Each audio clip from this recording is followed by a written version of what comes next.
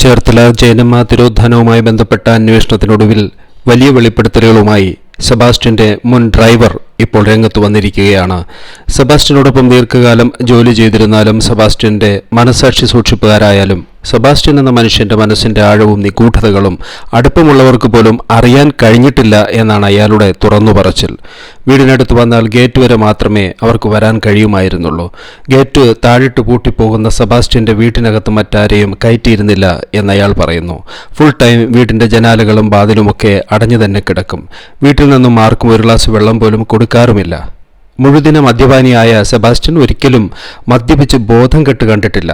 സാധാരണ phone ഉപയോഗിക്കാറുള്ള Sebastian ഒരിക്കലും ആഡംബര ജീവിതം നയിച്ചു കണ്ടതുമില്ല. കാറുകൾ കഴിയുന്നത്ര പഴയതാവും ഉപയോഗിക്കുക. എപ്പോഴും എന്തോ മറയ്ക്കാനുള്ളതുപോലെയാകും പ്രകൃതം.